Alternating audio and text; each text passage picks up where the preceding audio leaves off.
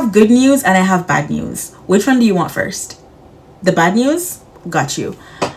A little birdie told me that apparently, come closer, you can understand a good portion of Spanish, but you still can't speak it for some reason. The good news is that I might have a game plan that will be able to help you.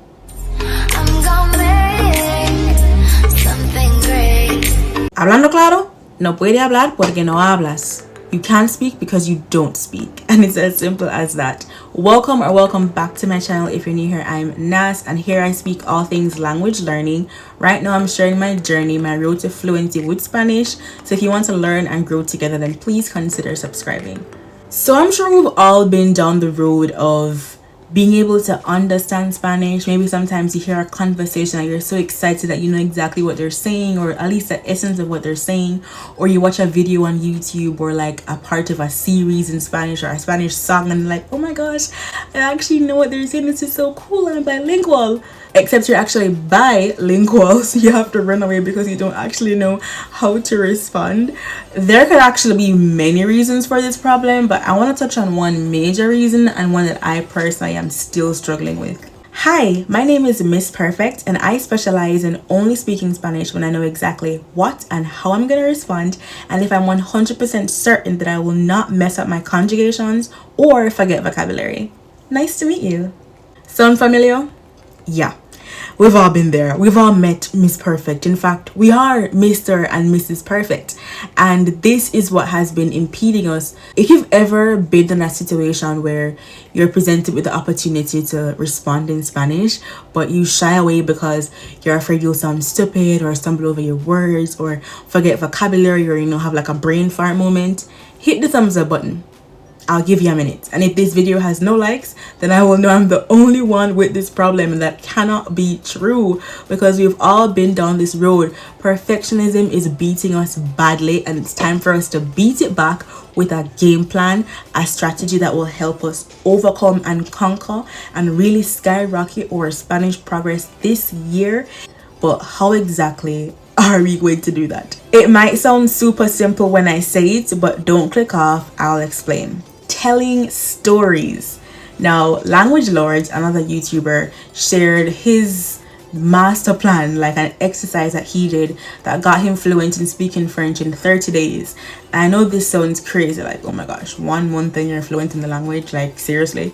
But if you watch the video and you hear his day 1 and day 30 French comparison, it's kind of mind-blowing. So I want to try that because I want to see that transformation. Tell a story for 5 minutes, but not just any story. It has to be a story about yourself, a story you're comfortable sharing with others, and a story that you know really well. Step 2 is write down new words and phrases while you're telling the story, like create like a Google Doc or like a spreadsheet. Repeat steps 1 and 2. So you have to actually tell the story more than once, because that's how you're gonna get comfortable with telling the story in Spanish, is telling it more than once. So you have to actually tell this story for like a full week straight, and the mission is that by the following week you should be able to repeat this whole activity with a new story until eventually you can tell the stories comfortably in a few days, where you don't have to wait an entire week to change the story. And then step 5, study the words you've learned. So essentially what this is supposed to do is help you build like a vocabulary bank of your life,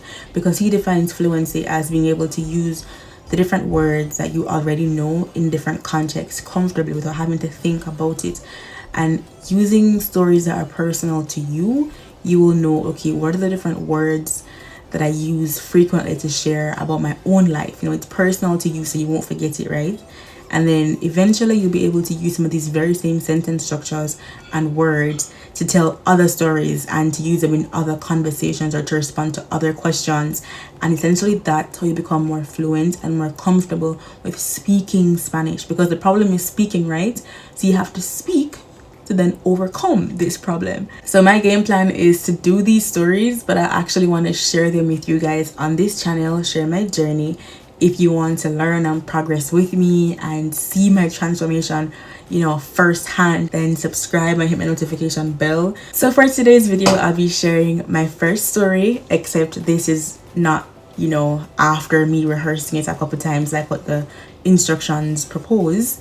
You're gonna get the raw version of me just sharing a story in Spanish. Hola, me llamo Nas y estoy aquí porque les voy a contar una historia de mi vida, pero más específicamente la historia de español, cómo estoy estudiándolo, por qué estoy estudiándolo y todo eso, sí, porque he creado este canal para practicarlo más, para documentar mi camino con el idioma y mi camino a la fluidez, sí.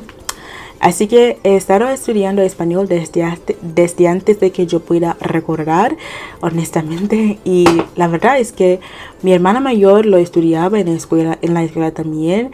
Y siempre me hablaba en el idioma hasta que comencé a gustarme. Y ahora tengo la pasión para mí, por mi cuenta. Y lo estudio por mi cuenta muchísimo también. Y eso es porque he logrado tanto en el idioma. Porque la verdad es que no puedes depender de las clases. Estudio mucho por mi cuenta, estudio mucho a través de escuchar música o a través de ver series en Netflix o películas o simplemente por ver YouTubers o algo así. No leo mucho, pero quiero hacer más de eso este año, ¿sí? Es importante sumergirse en el idioma si quieres lograr mucho. Me gusta mucho cómo suena el idioma. Es un idioma romántico, ¿no? Es en la lista de los idiomas románticos. Sí, me gusta tanto cómo suena. Mi acento favorito es colombiano. El camino de aprender español ha sido muy, muy hermoso, de verdad. Y en el futuro quiero mucho visitar países hispanohablantes. He creado este canal porque quiero documentar más de una manera más seria mi camino a fluidez, y también en el futuro quiero aprender otro idioma. Estoy pensando en francés, no sé, me parece muy complicado también, pero no sé.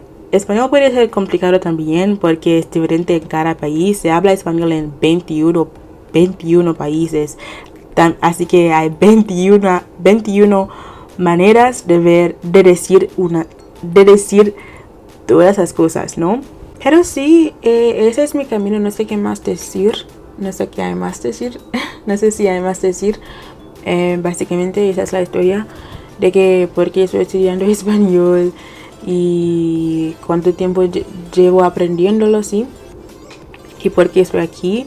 Y quiero que me sigas en este camino por suscribirte en este canal para que podamos aprender juntos y lograr mucho en el idioma. So yeah, that is that. I have no idea. I was just kind of rambling. If you're like a Spanish native watching, feel free to critique how that was. Thank you guys so much for watching this video. I speak more on the magic formula for Spanish and the benefits of speaking early. All you have to do is just click the video on the screen right now where I share my journey and what I've learned, and comment down below if you plan to do this challenge with me. All right, bye guys. That's my way.